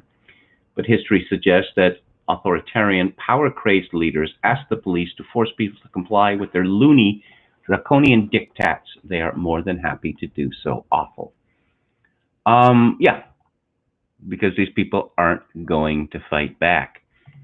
The Antifa people in Portland, they will fight back. In fact, they start fighting first. So I guess it is most important to secure that perimeter, as they said in Boston after the Boston Marathon shooting. And here's another picture of Jacinda Ardern, who has such an enormous overbite, it looks like she's wearing false teeth. My correspondent isn't exaggerating when he says this has been prompted by 4 new cases, not deaths, cases, the country's first in 102 days. And remember, Jacinda Ardern is held up by woke nincompoops as an example of how female leaders have managed the coronavirus crisis more effectively than male leaders. 4 new cases. 4 cases too many, apparently. There's a long essay in the Off Guardian by Ian Davis called CCDH, the Center for Cancel Culture and Digital Hypocrisy. The Center for Countering Digital Hate are a UK-based organization who have misspelled center in their name. Perhaps they have opted for the US spelling in the hope of selling their peculiar brand of morally bankrupt censorship to the American propaganda market. The anti-vax industry is a propaganda leaflet with 2 main objectives. The first is to create a false dichotomy in the public imagination, and the second is to build a public-private censorship grid in anticipation of forthcoming government legislation. This is proposed to censor legitimate scientific opinion and evidence-based debate on a wide range of issues the government and its corporate partners would rather silence, including any questioning of vaccines. They insist that anyone who has any doubts about any vaccine rejects all vaccines outright. This isn't true, but the CCDH are censors and propagandists, not rationalists. Comically, they claim they are a non-government organization, NGO, while technically plausible. Their network of links to government, globalist think tanks, and private corporations is extensive. The CCDH espouse the social reform and political philosophy of progressivism. This advocates alleged progress through the advancement of science, technology, and economic development. In the UK, this is commonly associated with the political movement found on the right wing of the Labour Party, while still maintaining a putative commitment to representative democracy. It is much in common with the concept of technocracy, and with the addition of a commitment to maintaining the global dominance of the transatlantic alliance, it is the basis of Blairism. Its acolytes, such as the CCDH, consider themselves enlightened progressives. However, this sense of elitism produces an intolerance of all opposing views. There's a strong tendency among progressives to label anything they disagree with as right-wing and quite frequently far-right or anti-Semitic. They call themselves radicals, and whatever they deem not to be progressive, they label as hate. Their language is merely a device used to promote division and create hatred among their followers for anyone or anything that doesn't toe their progressive doctrine, including their own fellow party members. Although they see themselves as left-wing, there's very little within the progressive movement that could be described as being on the political left. Progressivism has far more in common with the modern center and center-left of the Conservative Party, and there is considerable agreement and ideological overlap between the two. While falsely claiming a position on the left of the political spectrum, their neoliberalism is far from the traditional socialist values of the Social Democrats, who form the rank and file of the Labour Party membership. Now, it occurs to me that, once again, Donald, we learned 2015, 2016 was a fascist, okay? But it's not Donald Trump who this year is saying everyone has to stay indoors, everyone has to stay in their apartment or their home. You cannot go to the beach. You cannot go to the park. You cannot go to the pub, etc., etc., etc. It is so-called progressives, so-called left-wingers who are doing this. And I suppose that there are some genuine left-wingers that are left. There don't appear to be very many. Of course, genuine left-wingers are not in favor of massive immigration because it cheats people who live in their countries of jobs, and it relentlessly drives wages down. But never mind that. Apparently, being left-wing is all about feelings now. Economics, class structure, etc., etc., etc., has been left behind. Another piece at Off Guardian, this is yesterday by C.J. Hopkins, called Invasion of the New Normals, and there is that famous picture of Donald Sutherland from the remake of Invasion of the Body Snatchers, with his eyes rolling in his head, and he's pointing his finger with his mouth wide open. I'm sure you've seen it. They're here. No, not the pod people from Invasion of the Body Snatchers. We're not being colonized by giant alien fruit. I'm afraid it's a little more serious than that. People's minds are being taken over by a much more destructive and less otherworldly force, a force that transforms them overnight into aggressively paranoid, order-following, propaganda-parroting totalitarians. You know the people I'm talking about. Some of them are probably your friends and family, people you've known for years and who have always seemed completely rational, but who are now convinced that we need to radically alter the fabric of human society to protect ourselves from a virus that causes mild to moderate flu-like symptoms or absolutely no symptoms at all in over 95% of those infected, and that over 99.6% survive, which, it goes without saying, is totally insane. I've been calling them the corona totalitarians, but I'm going to call them the new normals from now on, because that more accurately evokes the pathologized totalitarian ideology they are systematically spreading. At this point, I think it is important to do that because clearly their ideological program has nothing to do with any actual virus or any other actual public health threat. This is glaringly obvious to anyone whose mind has not been taken over yet. The apocalyptic coronavirus pandemic was always just a Trojan horse, a means of introducing the new normal, which they've been doing since the very beginning. The official propaganda started in March, and it reached full intensity in early April. Suddenly, references to the new normal were everywhere, not only in the leading corporate media, e.g. CNN, NPR, CNBC, the New York Times, The Guardian, The Atlantic, Forbes, et al., the IMF and the World Bank Group, the WEF, UN, WHO, CDC, and the list goes on, but also on the blogs of athletic organizations, global management consulting firms, charter school websites, and random YouTube videos. The slogan has been relentlessly repeated in a textbook totalitarian big lie fashion for going on the past 6 months. We have heard it repeated so many times that many of us have forgotten how insane it is. The idea that the fundamental structure of society needs to be drastically and irrevocably altered on account of a virus that poses no threat to the vast majority of the human species. And make no mistake, this is exactly what the New Normal movement intends to do. New Normalism is a classic totalitarian movement, albeit with a pathological twist, and it is the goal of every totalitarian movement to radically, utterly transform society to remake the world in its monstrous image. That is what totalitarianism is, this desire to establish complete control over everything and everyone, every thought, emotion, and human interaction. The character of its ideology changes, i.e. Nazism, Stalinism, Maoism, etc., but this desire for complete control over people, society, and ultimately life itself is the essence of totalitarianism and what has taken over the minds of the new normals. In the new normal society, they want to establish, as in every totalitarian society, fear and conformity will be pervasive. Their ideology is a pathologized ideology as opposed to, say, the racialized ideology of the Nazis, so its symbology will be pathological.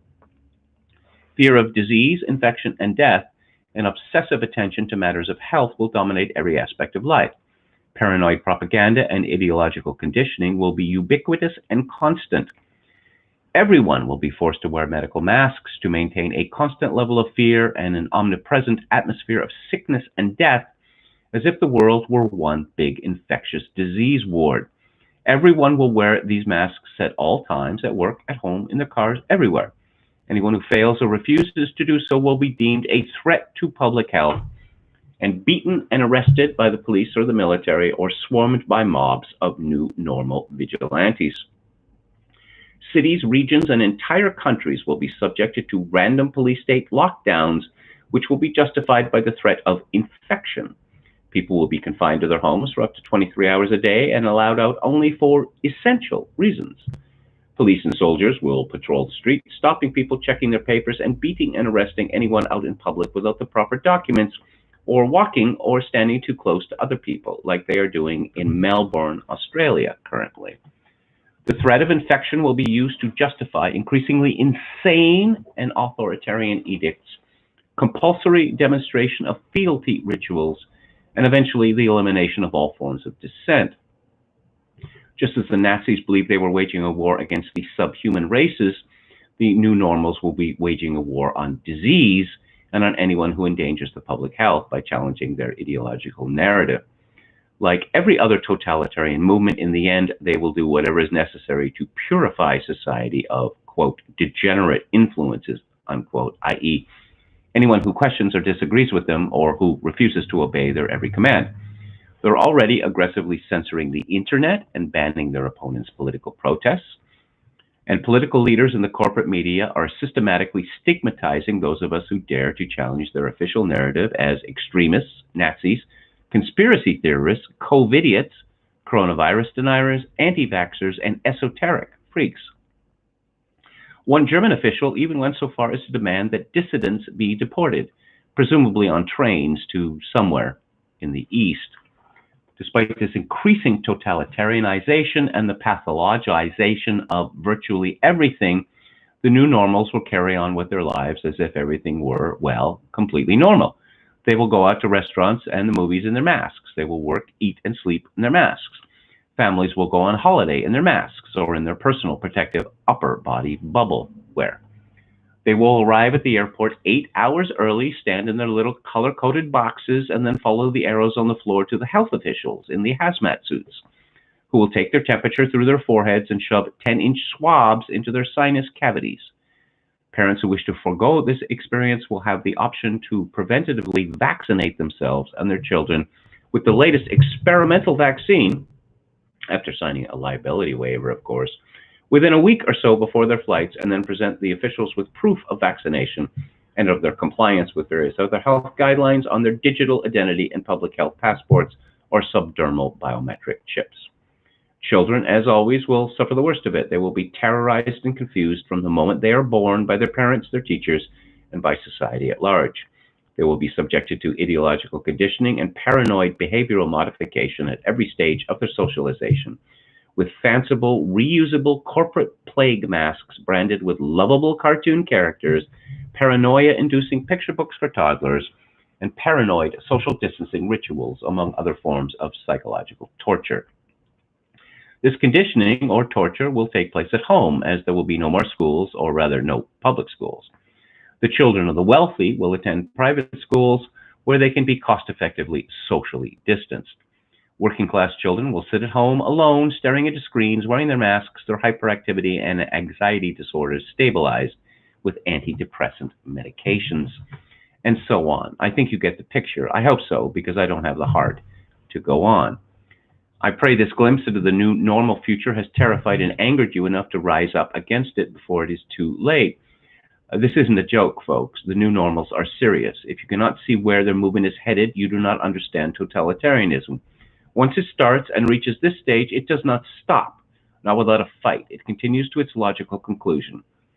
The way that usually happens is people tell themselves it isn't happening, it can't be happening, not to us. They tell themselves this as the totalitarian program is implemented step by step, one seemingly harmless step at a time. They conform because at first the stakes aren't so high, and their conformity leads to more conformity, and the next thing they know, they're telling their grandchildren that they had no idea where the trains were going.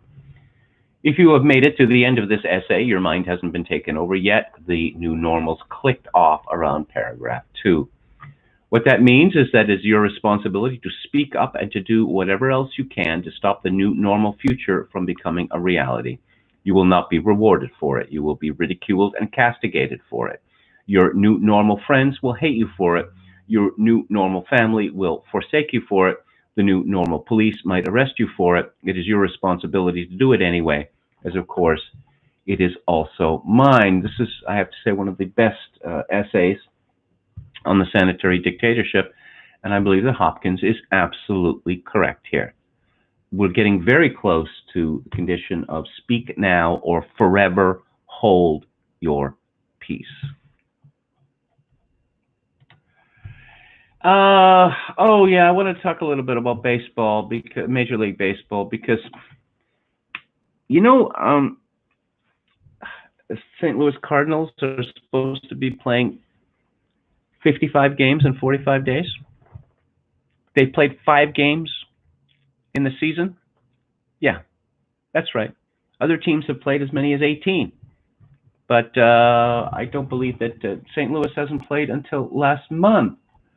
So they decided to get a bunch of young men, a bunch of athletic young men, several hundred of them, to play baseball games without fans, of course, and subjecting the fans watching on TV to these just disgusting cardboard cutouts of people, crappy cartoon characters. It's so embarrassing. Oh, but these healthy young people get COVID-19. Well, they're going to get COVID-19, but is it going to sicken them? No, that is not likely at all. But Major League Baseball is pretending that any of these exceedingly healthy young men getting COVID-19, I don't know, will lead to their death or everyone dying or some such thing. This is a story from UPI. 2 Cleveland Indian pitchers break COVID-19 protocol. Oh no! Cardinals-Tigers series suspended. 2 Cleveland Indians pitchers will miss time due to violations of league and team pandemic protocols, while the St. Louis Cardinals have yet to play in August. Sources told ESPN, MLB Network, and The Athletic that Mike Clevenger went out with fellow Indian starting pitcher Zach Plesac in Chicago on Saturday and violated the protocols. Yes, they violated the protocols. People went out, 2 young men went out celebrating a victory and violated protocols. You know, this talk of our society coming to resemble Nazi Germany or Stalinist Russia or Maoist China is not an exaggeration. Oh, what did they do that was so bad? They violated protocols. Oh, that is to say they came into contact with other human beings. Oh dear, oh dear. The Indians said they learned of Clevenger's violation Monday. The team sent Plesac back to Cleveland on Sunday after they learned he violated the protocols by leaving the team hotel. Oh, that air. The air is just fetid. The air outside the hotel, the air on the streets is fetid with COVID-19, is it? The Cleveland Indians will continue to keep the health and safety of our players, coaches, and staff members as a top priority, the Indians said. Clevenger will miss a scheduled start on Tuesday when the Indians host the Chicago Cubs at Progressive Field in Cleveland. The Indians said Clevenger has been instructed to quarantine and will undergo testing while he is away from the team. He met with the team before he flew back to Cleveland with his teammates, and Plesac traveled back separately. Plesac issued an apology on Sunday. I understand that in these times of uncertainty, I need to be more vigilant and responsible. I am determined to earn my teammates' forgiveness and get back to work. Plesac is 1-1 with a 1.29 ERA in 3 starts this season. That's not the kind of guy that you want to suspend from your baseball team. Meanwhile, the Cardinals haven't played since July the 29th. Due to a coronavirus outbreak, which has included at least 10 players and 7 staff members who have tested positive. On Monday, MLB announced the team's doubleheader against the Detroit Tigers, scheduled for Thursday, also has been postponed. The doubleheader had been created to make up for previously postponed games. I was thinking, I don't know, this would be a good way to pay back the fans, but they're not allowed to have fans. You know, it used to be that you could go to these things called double headers where you get to watch 2 games for the price of 1. But no, they have twilight double headers now because they're not going to give the fans a break. And now they're talking about 7-inning double headers. We already have this nonsense where if games go into extra innings, you have to face a runner on second base. I don't know if, are they making any money from this? Marcus Strowman, if you go back to my old podcast with Kevin Steele, going back to 2015, I was very taken with this young man when he was a rookie for the Toronto Blue Jays. I no longer taken with this young man. He's turned out to be an absolute jerk. He pretty much whined his way out of Toronto. Got traded to the New York Mets, and guess what? He is not going to be playing baseball for the Mets this year. He announced that he'll be opting out of the 2020 MLB season. Golly, don't they sign contracts? He's opting out because he had a calf strain. But the time that he's accrued somehow means that he will be a free agent at the end of this season, which is very convenient for him, even though he is foregoing $3.3 million in salary. And I'm thinking, what are the conditions going to be for all professional sports in 2021? It could be that in the years to come, Marcus might wish that he had taken that $3.3 million. Aubrey Hoff, who describes himself as proud father, believer, podcaster, award-winning stick figure artist, 2-time World Series champ, protector of toxic masculinity. He has 209,000 followers on Twitter. I gather that he's a much hated figure amongst the woke baseballers, of which there are far too many. Anyway, he tweeted, Marcus Strowman had no intention of throwing a pitch for the Mets this year. He rode his calf injury into enough service time to become a free agent. At least he can focus on more pressing SJWs matter now. If I was a GM of a major league team, it would be a hard pass for me. He's so irritating that, it's my intensity that people can't keep up with. No, it's the fact that you're an egomaniacal jerk, and that you continue to pretend that you're the only person on any team you're playing who's actually trying. Yes. In more death of reason stories, and again, this is a story from Neil Monroe at Breitbart. Governor Tom Wolf, the Democrat from Pennsylvania, accused Jenna Ellis a senior legal advisor for Trump's re-election campaign, of hate speech Monday for calling Rachel Levine, the transgender Pennsylvania Secretary of Health, a guy. Ellis had earlier posted a story on social media about Levine, the Pennsylvania Secretary of Health, with the comment, quote, "This guy is making decisions about your health," unquote. The story covered an incident in May when Levine, who is biologically male, castigated a reporter for misgendering me by using the term sir.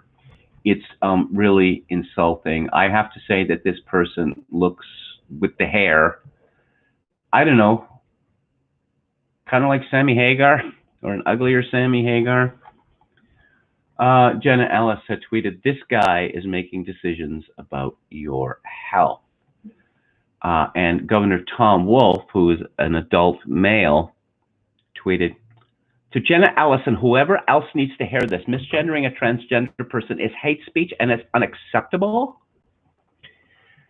Ellis responded to Governor Tom Wolf and whoever else needs to hear this, misgendering a person occurs when you do not accept biological fact and instead spread lies and feelings, and it's ridiculous. And she later issued a full statement to the Washington Post and Newsweek in response to the Human Rights Campaign calling me a bigot. Yes, they're actually called the Human Rights Campaign, and their main goal is to eliminate free speech. She said to be called a bigot for simply acknowledging scientific fact is both hilarious and tragic. Our Constitution still protects our fundamental God-given right to speak and affirm truth, and I'll continue to stand firm speaking and affirming truth. So I guess this is the last thing I'm going to talk about today, because we're almost at the end here. I don't pay much attention to the fashion industry, except insofar as that I've been forced to notice it because it is trying to destroy society by inverting our ideas about beauty.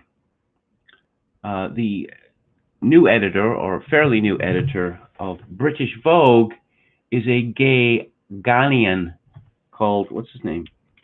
Ennisfield, something like that. And he put he made Megan Mertz the editor some months ago. Yeah, that was a thrilling issue. They discounted the issue because publications like Vogue, well, all magazines pay a great deal of attention to what they put on their cover, because it greatly influences how many people buy it. But they cheated by lowering the price for the issue allegedly edited by Megan Mertz. Yes, Edward Enninful, OBE, is the latest editor. You might recall he had a security guard fired a month ago because the guard didn't recognize him and refused to allow him entrance to an elevator or some such thing. But now he's back, and Vogue's cover story, written by Afua Hirsch, and I believe I'm familiar with that name. It seems to come up a great deal in woke figures. Let's see. Afua Hirsch is, it's a woman. Okay, again, I don't want to misgender this person. A Norwegian-born British writer, broadcaster, and former barrister. She was born in Stavanger, Norway, to a British father and an Akan mother from Ghana, and was raised in Wimbledon, South London. Her paternal grandfather, Hans, later John, who was Jewish, had fled Berlin in 1938. Yeah, she is perhaps the wokest of the woke. But this cover story, see, what I expect from Vogue magazine is a picture of a beautiful woman who is well attired, made up, all that sort of thing. Increasingly, you're not getting that anymore. There is Winnie Harlow, the Canadian model who suffers from a grotesque, disfiguring skin disease. She is a black woman, but there are large patches of white all over her body, including on her face, and it is most disconcerting, and the fashion industry has decided to make her one of the top models in the world because they are shoving disfigurement into our faces. That to believe that there is such a thing as disfigurement is now called ableism. And what you thought as beautiful, particularly if it is white, is not beautiful. It is boring and white supremacist.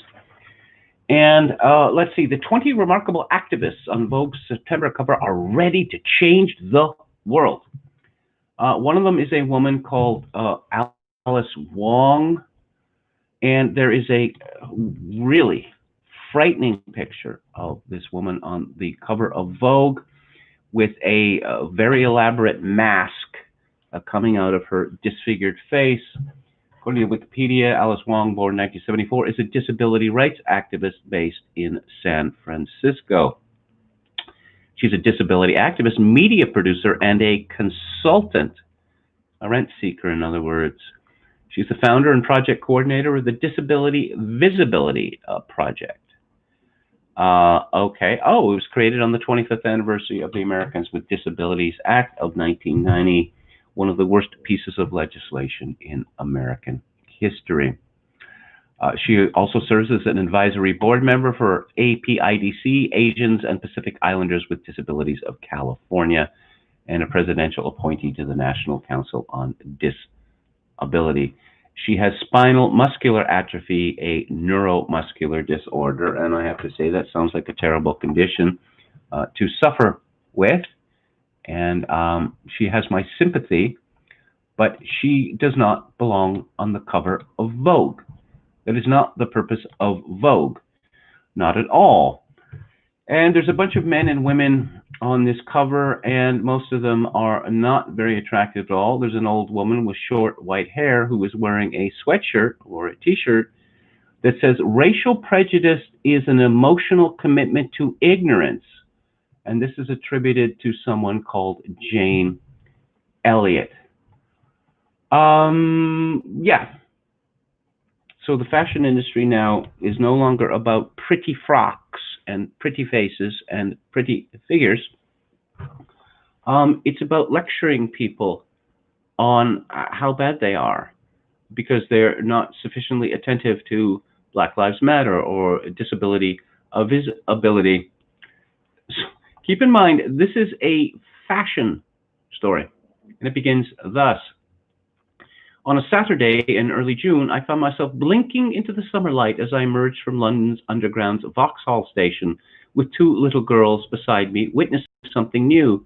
It was not the first major protest that month, not even the first Black Lives Matter protest, but as I stepped up on that street, I felt an outpouring of raw ancestral anger.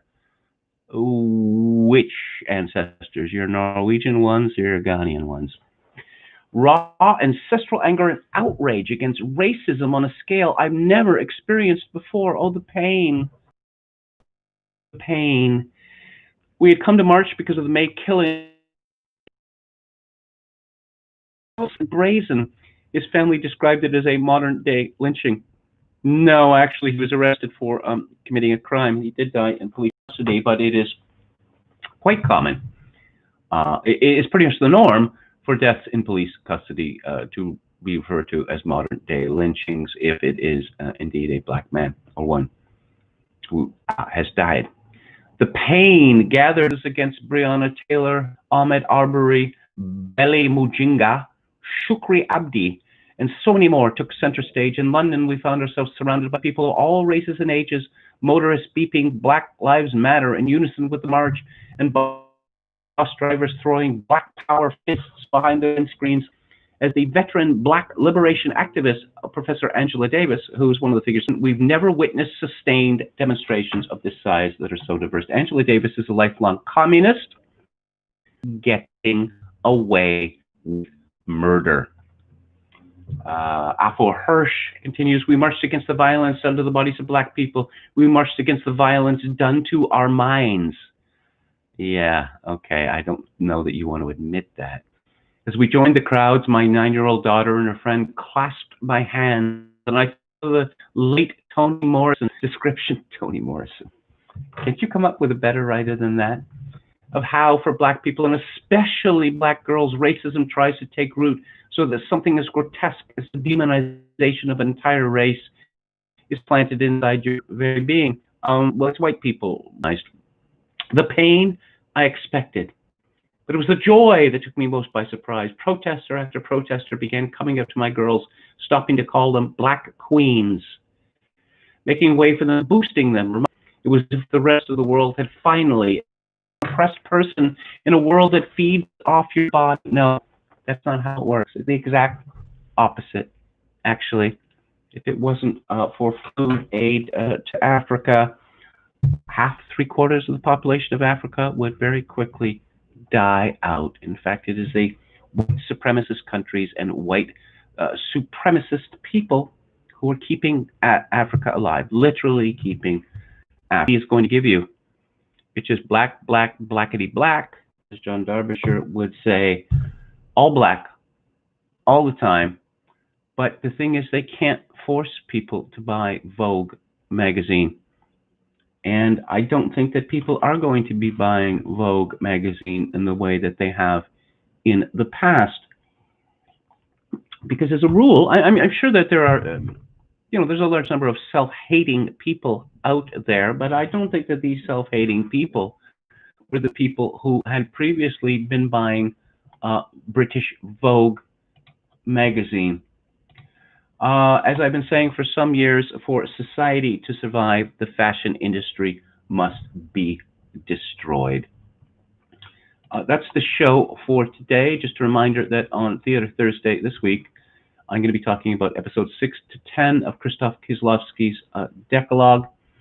And the book club, if it's on Friday, which it may be, I will be discussing Pierce Paul Reed's history of the Dreyfus affair. I will be back on the air tomorrow at 4 p.m. Pacific time, 7 p.m. Eastern time. If you enjoyed the show or any part of it, I would greatly appreciate if you would click on the like button, subscribe to my channel, YouTube channel, if you have not done so already. And I will leave you with this by now traditional farewell. In these days of social atomization and civilizational destruction, I do dearly hope that you, my esteemed listeners and viewers, manage to form some real form of human connection in order to ease the burden. I should mention that I am moving this weekend. I don't know what, to some temporary location. It'll be more secure than a hotel, let me put it that way. But I could really use contributions from listeners.